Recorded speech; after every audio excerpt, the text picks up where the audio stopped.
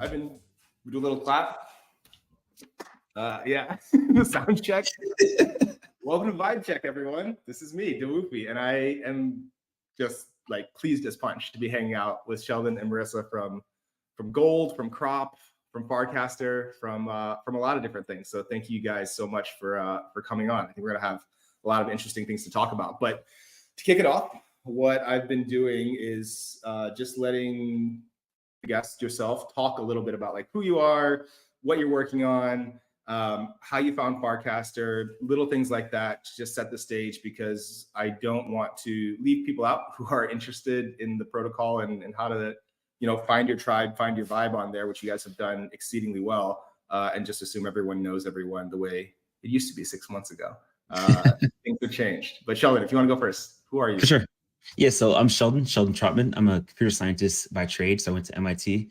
Once I graduated, I got into the crypto space in 2016. So back then I was doing a lot of early DeFi stuff. Like I built something similar to Maker before Maker was a thing. Got pretty invested into like hardware software integrations. So if people were around in 2017, 2018, supply chains and blockchain was a big thing. And so we built hardware and software technology that was able to track products through a supply chain. Kind of fast forward a bit, I got pretty excited about NFTs in 2021 as everyone else did. Did about 5 different collections, sold about close to like $45 million across those 5 collections, all of them sold out. Got into gaming in 2022, realizing that like NFTs as a PFP was kind of lame and we could do more with that. It'd be kind of fun. And so actually the first version of cropxyz came out back in 2022 from kind of impetus, from kind of like a rationale of like, if we can do more with NFTs and DeFi and like make things more fun, right? Then fast forward a bit more, got into analytics, realized that analytics was really necessary in the crypto space, because if you can understand what's going on on the chain level, it's really necessary. And that's kind of how Marissa and I's story kind of interweaved. So I'll take a quick pause there and let Marissa kind of jump in and talk about herself. Great. Yeah, I'm Marissa. I studied at NYU. I studied economics and computer science, and was at NYU. I actually was a professional fencer for a period. So that was a different time in my life. And I got injured. And when I got injured is when I started to learn how to code. So kind of from that injury, I got really into data science and machine learning. And around the same time, my friend also introduced me to crypto and I started investing. And after I graduated, I went on to work as a machine learning engineer in the fintech space. And I was working a lot with like Web2 transaction data, building ML models, a lot of like natural language processing and transformer models, like kind of even before they developed into what they are today. And then I was really interested in the Web3 space and kind of combining my like data background with Web3. And so I founded Chainbrain, which was a Web3 analytics startup. And like Sheldon mentioned, that is how we met. Our friends introduced us. They were like, "You're building the same thing. You guys should meet." So we met, and the rest is history. We kind of lost conviction in the analytics, in the analytics idea. I think there's a lot of companies out there that are doing analytics really well, and it's a bit of a saturated space. So we decided to pivot into building Sugarcane, which was a DeFi investment super app, up until like February of this year, when we launched cropxyz on Farcaster, and kind of had a bit of success with that, and realized that gaming is really poised to do well this run, and there's a lot of interest in gaming, and we both believe that like a visual medium like gaming is something that can bring a lot of games on chain, just like how NFTs did in 2021. Gaming is set to bring many Web 2.5 users on chain this cycle. Yeah, hell yeah. Actually, well, I want to come back to the analytics thing because I've got a lot of thoughts about that. I think there might be some hidden spice in there that I'm trying to take like harder stances on the podcast. But before we get too off topic, I think the main reason that I was really excited to have you guys onto the podcast, not that I wouldn't love talking to you guys about literally anything, is that I'm trying to put out more information and help people understand like go-to-market, tribes, voice, messaging, especially on Farcaster, because I think it's really different. I think especially when you tie in the digital identity to the posting, you are sort of almost encouraged and rewarded for authenticity. And to be blunt, I don't think a lot of people are doing it great, but I think you guys are. And I think that's part of the reason that all of it popped off. But to give some background, whoever's better, I don't know who handled the launch. But take me through what happened, because it's actually but for me as like a growth guy, it's like a riveting story of we did a frame and then had to change everything in a good way. Yeah. So I don't know, Sheldon, you seem like you wanna hop in Yeah, on no, this. I'm pretty excited about that, just because so I got into Parkcaster, a bit of kind of a history lesson. So I got into Parkcaster Yeah. in January of last year, so 2023, right? And back then it was a very small niche community of other builders, people who were excited about like just being around each other talking about stuff. And as you know, like that's where I kind of met you for the first time. Like that's just jamming about this random stuff in crypto specifically.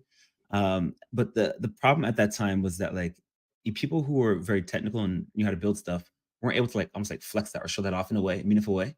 But then what happened in February of this year of 2024 is Farcaster launched this kind of product called Frames. And so Frames is a very, very novel kind of distribution channel. The demographic of people who are watching this video probably are aware of Frames. But the difference is that like now you can build fully immersive experiences within a social feed. And to bit of context for cropxyz, the first version that came out in 2022, there was not a notion of social applied to it. And so even though a lot of people were playing it, there's like tens of thousands of transactions, millions of tokens flowing through the system. The reality is that like people are still fairly siloed. But like a sort of experience where you have very visual medium and it's actually very attractive and exciting, kind of Farmville style, by itself is very, very kind of easy to get lost in because you just catch it by yourself. But now if you reapply that same experience in the social feed, now you get the whole level of like Zynga-like growth, but in Farcaster, right? So that's kind of the impetus for like how the frame itself was an amazing distribution channel for that type of experience, because the game itself is very fun, it's very immersive, very attractive. And also the frames that were coming out at that time when the frames product first got launched in February, they were very simple. Like one of the simple memes was like that you like, recast, and comment to mint this NFT, right? But now if you take a level up of that and say, here's a fully kind of highly fleshed out game experience, that may not be like the full like Web3, Web2 like experience gaming, but like it's still more than what you saw from before. People got excited about that. And like you can now mint like packs of land, packs, which has like a plot of land, has like the crops that you have, and people got really excited about it. And so like people saw that this could be a new way to play a fully immersive game that they used to play on Facebook, right? But now in the social feed in Farcaster, which is kind of exciting. So I think that's a big unlock there. I think it's luck. I think it's being prepared, right? Like you put in a lot of work, I know, to the original version of the game. So like being prepared for luck, right? Or being prepared for opportunity, I think is a really interesting part of the story.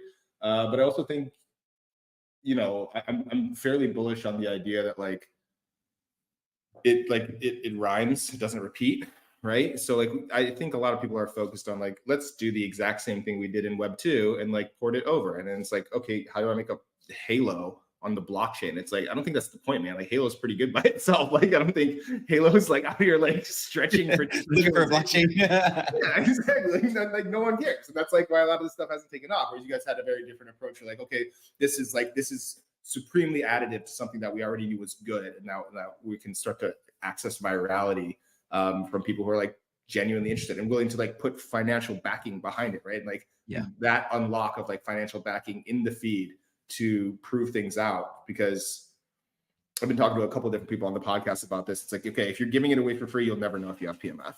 If you're giving it away just for tips, you'll never have PMF. If you are paying people to do something, you will definitely never know if you have PMF. You have to have something, you have to have work to create enough value that people are genuinely excited to exchange in value because they feel like they're receiving it back, right? And I think that's something you guys tapped into really nicely. Marissa, you're nodding and your mic's off. The mic's unmuted, so I'm learning to watch the signals. Yeah, 100%. I think that also kind of speaks to our stance on Web3 gaming in that we don't really subscribe to the whole play to earn model. I think that creates a lot of companies that don't actually have PMF, but maybe you think they have PMF because they have a lot of users and revenue. But like long term, games are fun. And that's exactly what we want to do with games. And the type of games that we want to support on Gold are fun games, like fun, hyper casual, fully on-chain games that allow users to have unique experiences that they couldn't have in the Web 2 world.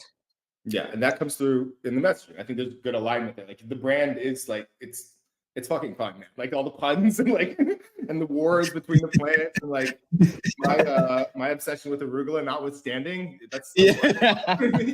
I've been pitching arugula in the Farmville game for an extended period of time. we'll see. Maybe if this podcast goes well enough, by the end, I can convince you guys to put it in. But you talked about gold. We're referencing something that I think is really important. Infrastructure has been like, I don't know whether it's overhyped or underhyped. It's like still unclear to me, right? Like it's like we're still all looking for like the thing that really works. But you guys made a pretty bold decision to launch your own chain, launch gold, launch it as a base ELF3, which I think it's fair to say it's a stance, right? Like that's fair. Like, no matter what you think about it, it's definitely a stance. There's people who are going to like it. There's people who don't like it. Personally, I think it's brilliant. And if you look at nature as sort of what I use for inspiration for a lot of these architectures, it's like, would you ever see a tree with one root? It's insane. Like that's not how things work. Like fragmentation is fine. Not everything is for everyone. But I'd be really curious to hear, Marissa, if you want to talk through the decision process, how you guys got to the place where you knew you wanted a chain, and then I assume it was something like, okay, we need our own chain to do what we want to do. Where's the place to do it? We want to do it with Base. We want to do OP stack. I think there's a lot of people that are going to be looking at this decision and wondering, like, why? Like either because they want to be convinced or they're curious or whatever it is. Yeah, 100%. So when we did the plot sale in February, we sold out all of the plots within 10 hours. We weren't exactly expecting that. So that was a very pleasant surprise. But we realized that if we wanted to support gameplay at scale for the around like 1,500 users that we currently have, people that own plots, we were going to need to spin up our own chain. And the reason why I wasn't going to work on an L2, previously cropxyz was actually deployed on Polygon back in 2022. But L2s, yes, even after protodank sharding, like their fees have gone slightly down, but they're still 30 to 50 cents. Whereas with an L3, you can have like sub-cent transaction costs, and you can have a chain that's customized for gaming. And what I mean by that is a chain that has specific opcodes for gaming, such as a ZK coprocessor that allows for native randomness, or native account abstraction built into the chain. And one thing that I think Sheldon alluded to earlier is the social component. So just like how Zynga had a lot of success with Farmville built on top of the Facebook social graph, that's exactly what we're trying to do with cropxyz using the Farcaster social graph. So we're trying to make the game social. You can farm with your friends, send your friends crops, and create that social gaming experience that we all have nostalgia for from the early 2010s. Yeah, that makes sense. I think I've seen a lot of people sort of trying to clone things or stay ahead of Warpcast on features or whatever it may be. And, some of those things may be valid. I think Supercast is great and I love Woj and what he's doing there. But I can't help but feel that there's this massive value creation that Dan and V are spearheading. And they are driving it the best way they know how through something that sort of looks like Twitter, kind of feels like Reddit sometimes, whatever it may be. They're focused on DAO and growing the network. And everyone, I think it's a joke now, right? Like, great opportunity for an alternative client. It's like, we don't really need one of those. Like, we need new experiences that leverage the graph because it should be everywhere, right? Like, I think like everything, maybe this is a hot take, but I'm not saying everything in the world is going to be a Farcaster graph, but there's no reason why almost anything consumer shouldn't be adding social components, the most important part of what we do. Sheldon, any thoughts there? Or? Yeah, no, I 100% agree. And the fact is that like we lean fully into the fact that like if there's a network that allows you to actually tap into the social graph, you don't have to build it yourself, right? So for what we're building out, we're able to build out infrastructure and tooling that's able to sit on top of a fully immersive experience for a consumer without actually having to know who that user is. Kind of funny because now, previously you think of like Twitter or Facebook, you have to have your social graph there to get the maximum experience out of Facebook. But now if someone else has a way that they built their friends and connections separate from cropxyz or even Gold, they can now bring that whole network into Gold and into cropxyz and into all the games that we've created or we're going to create or we're going to work to create, and then get a fully kind of personalized experience that you would never be able to imagine without having this kind of separate social network. It's kind of a different thinking about it, but like you can now build fully immersive and personalized experiences just by nature of the person having control over their own social graph, which is a huge unlock. I don't think people really understand the power of that yet. I mean, well, it's never existed yet, right? True. It's like, when was the last time we had an open social graph that was valuable and acceptable? Okay. Yeah. And also, the kind of cool thing is that like we can now imagine, if you think of Gold in the future, if you think of like Ready Player One style, where like there's a fully immersive virtualized world with like virtualized goods, and like everyone can like go to like different worlds and express themselves and experience things on that world with their social graph and with their friends and with their assets. I think that's what we're moving towards. Like you can imagine that like people can get excited about being with their friends in this new kind of well, let's start with the farming world that we have. But now taking a step further, you can go to like some other type of experience and still have the same high fidelity personalized experience there. I'm very much looking forward to the fitness app gold crossover where I'm literally farming to, to build my strength and grow my crops. That's awesome. But okay, so that was the decision. That's why you needed it. I do want to talk also a little bit about like tools that you guys are using, because I think, to be blunt, this would have been a shitload harder last year for like a number of Certainly. reasons. Walk me through what you're using. I know Syndicate. I know my former employer, Airstack. Like there's quite a bit. This isn't a, well, how to put it, takes a village, right?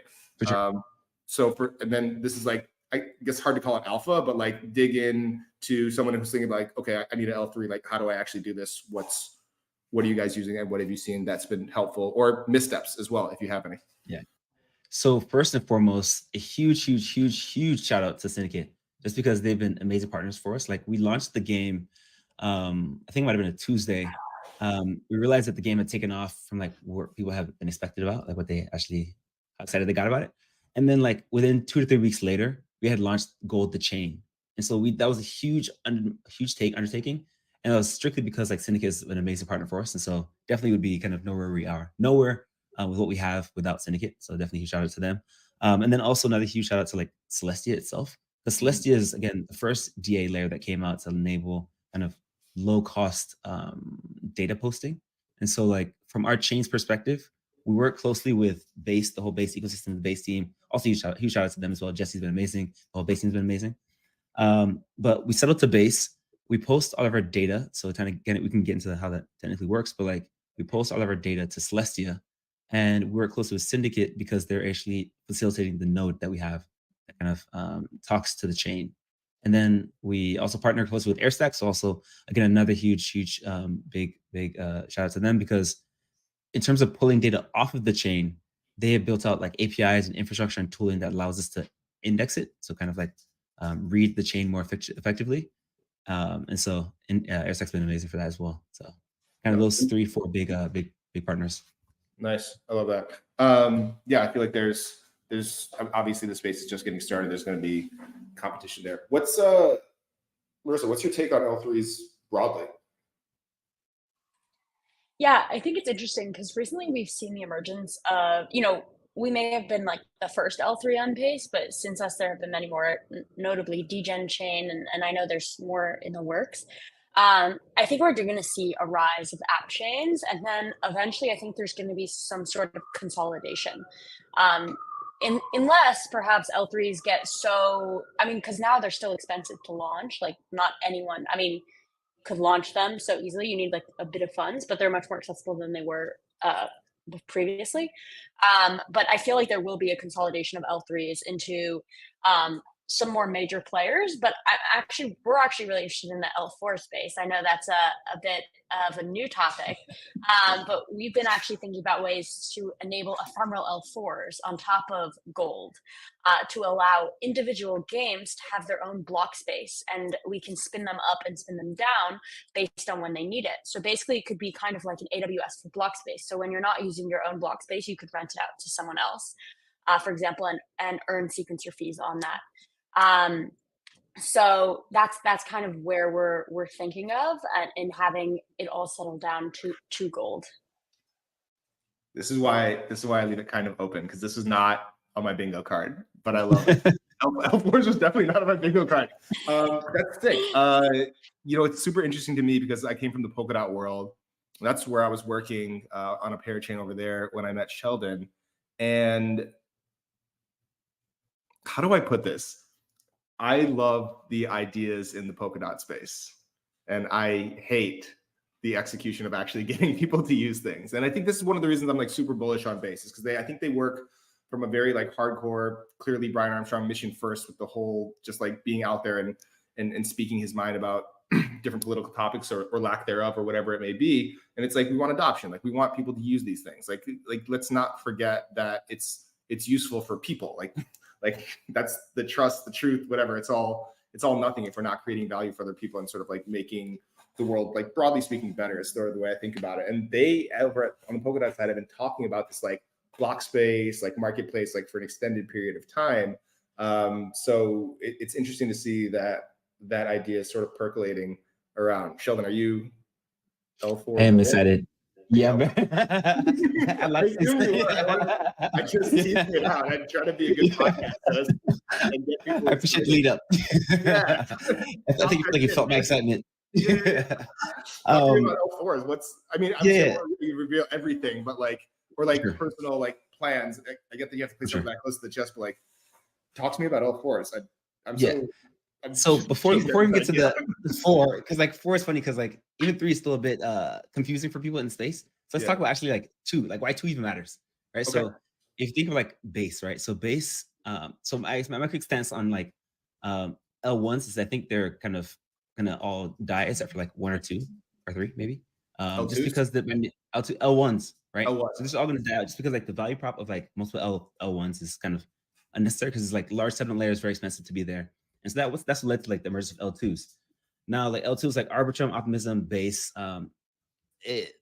they're generalized to the point where like, if you want to enter the L2 game doing anything novel, it's almost irrelevant because it's hard to pull the level of like capital to your network. And that's what all really matters in the end. Like all the whole block space conversation around L2s is gonna get really commoditized. And the only thing that doesn't matter is to be either distribution, like you have a better distribution channel, or 2, you have either a moat or network effects that have brought you that fact, right? And as you see, like Arbitrum, they've been the DeFi chain, so all the DeFi activities happening there. They have the most TVL right now. Base has been the newest, but it's actually been the fastest growing because they have the whole Coinbase ecosystem, and Jesse's a killer, to be quite frank. And for us, like being very pragmatic, if we're doing anything social, you need to do it on Base because that's where the majority of users who are coming into the space are going to enter through. So their Coinbase experience, they have a whole exchange experience that they've built out for Web 2 users. And so why try to be another L2 to compete against that when you can just leverage that by being an L3 on top of Base? So back to the conversation about what you said, like being an L3 on Base is a stance. It was very intentional, very pragmatic, because like we want to attract people to use our product and our chain. And the best way to do that is by kind of working closely with an ecosystem that has been generalized block space for that, right? So now I take a step further into what we've kind of came through for this year is like L3s. L3s is very much a most recent narrative, but it's not just narrative because there's actual value behind it. Because now you can actually customize the block space to be very performant for what you want, right? So in our situation, we customize our block space for specifically just real-time strategy games. We have sub-cent transaction fees, as Mercer said, low latency in terms of like getting things on chain. And what we're building out is such that like we can then copy that same highly customized block space on top of our own chain itself. So it's almost like a recursive, like taking our base and then pushing it on top of ourselves. So now anyone who wants to build out their own experiences in a fully customized way that's using kind of similar stack to what we have and still settle to our kind of fast performant ecosystem and still get interactive with all the whole like kind of massive game ecosystem that we're building out, you can now spin up an L4, which is kind of this kind of ephemeral concept. So you can spin up something that can be like a server for you, store all your state, and then have that all consolidated down to like one specific update on the gold chain. And so it was kind of a bit of a history lesson and kind of a bit of ramble, but like we're very excited about how you can actually customize block space and then have that block space be used on top of your own block space, like kind of get a whole like turtles all the way down. No, I love it. And the history is great. Mercer's over there like, oh, Sheldon, I'm not a history. I'm kidding. No, everyone's bringing their own personality to this podcast for sure. And it wouldn't be a Sheldon appearance without some history. It's sort of my take on that. But the concept is interesting, right? Because I've been sort of bitching is a strong word, but I was like, guys, until it's just the web again, like we don't have PMF. Like if we're still calling it Web 2 and Web 3, like it just has to be the web again. It has to just work. No one gives a shit about how HTTPS works. No one cares about how RSS works. Like it just either it works or it doesn't, and people move about their day, right? It's like, I was talking about Visa credit cards with Devin, and he's like, dude, can you imagine like trying to go cross-chain with your credit card to buy some Nikes? Like just silly, right? Like, and that's how important the consumer experience is. So I think this is a really interesting idea because I don't know if I'm mapping this the right way, but I think it sounds to me like the ultimate goal here is sure, layer 1, layer 2, layer 3, whatever, who cares? Like, does it work? Is the block space efficient? Is the block space customized to your use case so that you can build the app or build the payment rails or build whatever you need to build so that the user actually gets value and we keep this humanity thing moving forward at least a little bit longer. But yeah, I love that. Okay, so that was a lot of history and that was a lot of tech. Sorry, go ahead. Yeah, one parting comment before we leave that subject. If you'll have me. Always. Yeah, no. So like the one thing I have left to say about that is that like we kind of pair all this infrastructure and ecosystem build out with like the app and ending product. So like we built up the game as a first point to prove that the infrastructure works. And I think a lot of teams get caught up by like going infrastructure first and forget that there's actual users. And so from our perspective, we think of building out the application to be the proving point for the infrastructure and building that infrastructure that can then better help us leverage and create better experiences. So that's kind of the last thing I want to say there. No, I think it's super important. I think it's a good closing note before we sort of pivot a little bit, because I'm also getting obsessed with this idea of like everything's not for everyone. It's a little bit silly, and like, you know, charging for stuff is one way to make sure that you have the right people in your community. That's how you get the right feedback, right, from the right audience of whether it's working or not. And if you go some sort of orthogonal direction or chase something down that isn't part of the roadmap because it's the flavor of the day, you very much end up with an unintentional audience at best, or like the outright incorrect audience for what you are touting you're trying to build theoretically. And then you get wrapped up in bad incentive models. And I think we've seen a ton of that in Web3. The good news is I think a lot of people are learning from it. Smart people like yourselves who have adjusted strategy, whether it be from personal learnings or seeing other people, you know, run up, run down, run out, whatever it may be. I think there's sustainable models here that are really interesting, especially when you're intentional about the tribe and audience that you cultivate. And I think you guys do a fantastic job of that. And I don't want to keep it too hard, and this has been fantastic, but we are running a little bit up on time, and I'm trying to be cognizant of everyone's time, my own, yourselves, and obviously the listener as well. I keep making the joke that like, motherfuckers like, oh, just watch the podcast, here's 5 hours. It's all good, listen to it. And it's like, no. So I'm trying to keep these a little bit tight. But Marissa, I'm gonna throw it back to you. And really with the ethos of like, you don't have to pump your bags for yourself, because like it's very anti-Farcaster, like pump your bag for me, because it's good content. What is going on with Crop today? Things to look out for. If people are interested, what can they go do? Can they play? Like, just riff a little bit about what I begrudgingly call a call to action in my hated Web 2 terminology. Yeah, well, firstly, Crop to the moon. We launched the first round of NFT sales back in February. So for the users that picked those up, we're launching the beta version of the game, or alpha beta version of the game, for them to play next week. So they'll be able to play that.